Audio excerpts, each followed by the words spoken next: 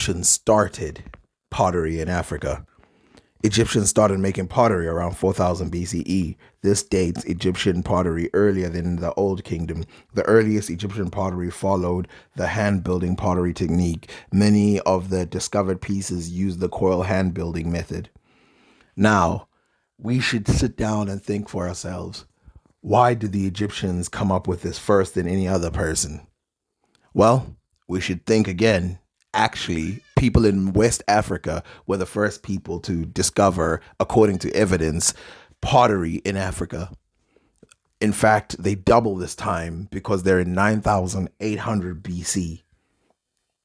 A Swiss team led by archaeologists discovered pieces of the oldest pottery in central Mali dating back to at least 9400 BC. The sensational find by Geneva University Eric Heyersken and his international research team at Onjongo near the UNESCO listed Bandiagara cliffs reveals important information about man's interaction with nature. And you can see that there was something that happened, some natural disaster happened and actually revealed this open space, showing what I said last time, that we have not dug into Africa enough to know what's going on.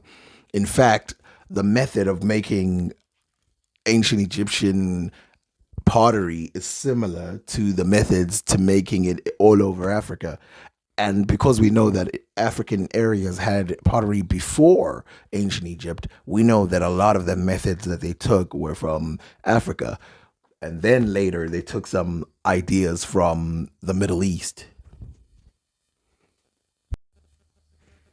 But hey, that's Mali, right? And Mali is very far away from Egypt. That's in West Africa. Okay, well, how about a closer example? How about in Sudan, the earliest ceramic dates from mid ninth millennium BC.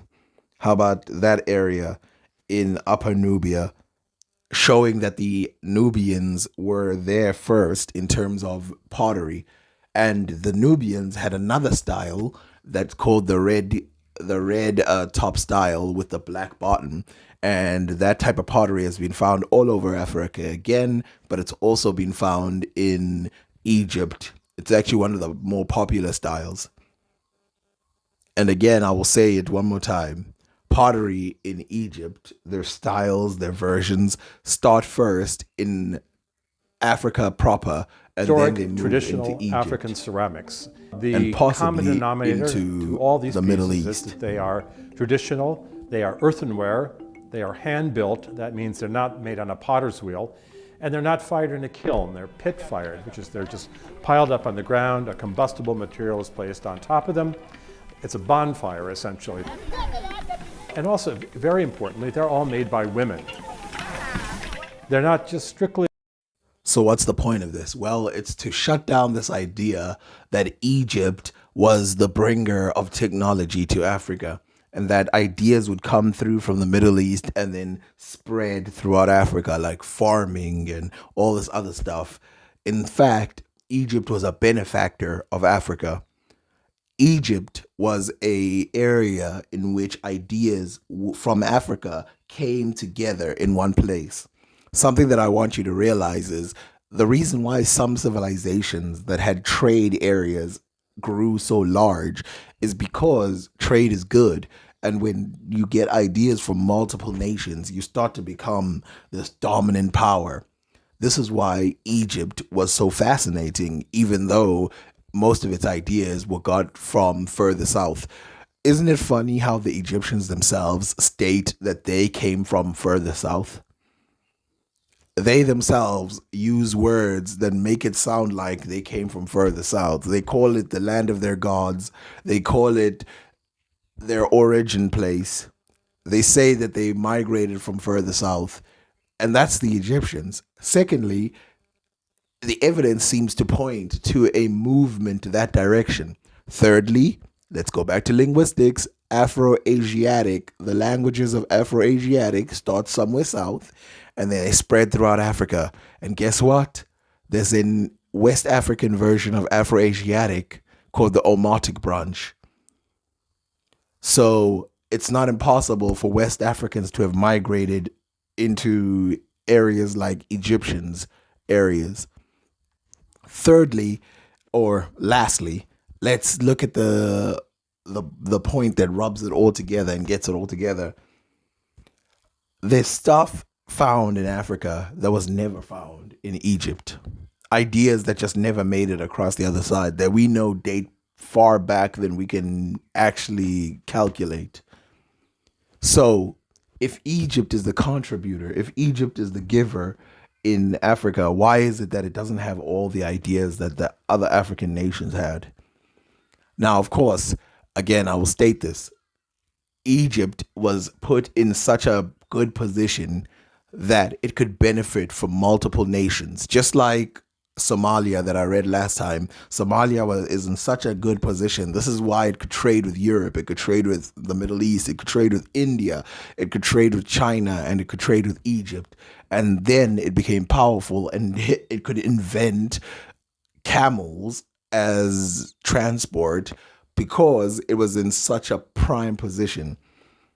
I will give you an example of what happens when you're in the right position. I will prove to you that just because you have a fascinating civilization doesn't mean you invented everything yourself. And of course, I know for a fact that Egypt was invented by Africans who moved and probably came together and created this civilization. But let's talk about what happens when you're in the right situation geographically. So let's take three nations, for example. So let's take the Middle East, right? Let's take East Europe, and let's take North Africa. This is called being in the prime position. So Egypt, Greece, and Mesopotamia.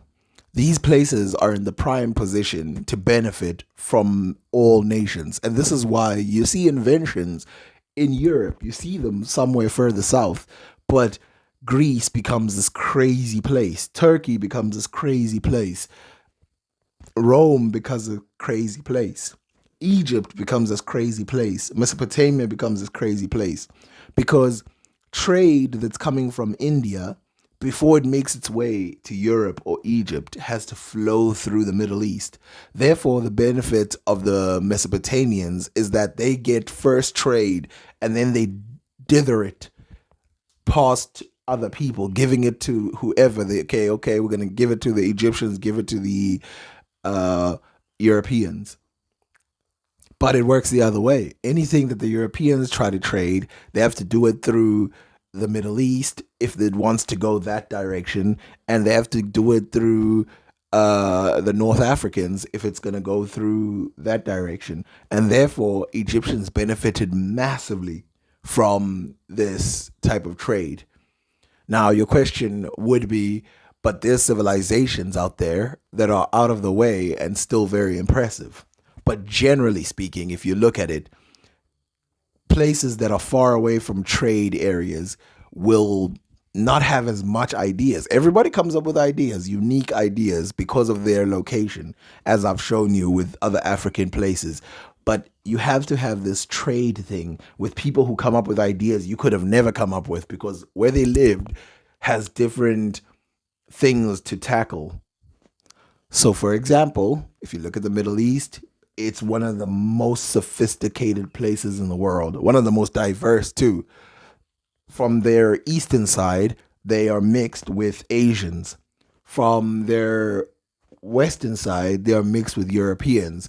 From their southern side, they are mixed with East Africans. This is what happens when you're in the perfect position geographically. And this is what happened to Egypt. This is why Egypt has pyramids and other places of Africa don't have them as big or have them as numerous. Now, again, I know that Nubia has numerous ones, but I would consider Nubia as part of Egypt, just like Somalia and just like other parts of East Africa who benefited from trade routes. The Indian Ocean did a good job for East Africa. But let's go back to the woman point, because that was not a small one. That was actually a large point. You notice how that the earthenware or the pottery was made by women. You notice how the ancient Egyptians had women mold and build the clay that would then make the pottery. You notice how women have these crazy hairstyles? Well, Egypt has them too. You notice how women are usually considered workable in Egypt, but if you look at the modern interpretations, is that, oh, the skin is yellow because they don't work? False. Look at these images and learn for yourself. Not only did women work, but women worked viciously. And this fact startled people from Europe because Africans have never said that women shouldn't work. In fact, women in some cases worked harder than men, and the job of the man was to simply be an administrator. This is why Egypt is African. This image is from the tomb of Tui. And yes, that is women with the hairstyle that is typical in ancient Africa and modern Africa. And you can see that it's also typical in ancient Egypt. Look at this and tell for yourself that yes, there are similarities, not just similarities, these people are the same. Why the women seem to share so many similarities with African women rather than Middle Eastern women is a thing that we all know the reason, because they are one of the same. And the final point, modesty. In other parts of the world, modesty became a big thing. It usually had to do with the environment. So in Europe, you might need to be modest simply because the weather doesn't favor you running around naked. In the Middle East, the weather is the same considering their skin color. But you look at Africa, the skin color, they can take it. In India, they can take it. In Asia, they can take it. In Native American, they can take it. But let's look at Africa for a moment. The people of Egypt almost appear to be naked, the women especially. The men wear loincloths. Where did they get this from? Where did they get this idea from? And we all know they got it from the greater continent. There is no argument against this image. There is no argument against everything. Stop trying to fake the idea that Egypt has nothing to do with Africa. They're one of the same.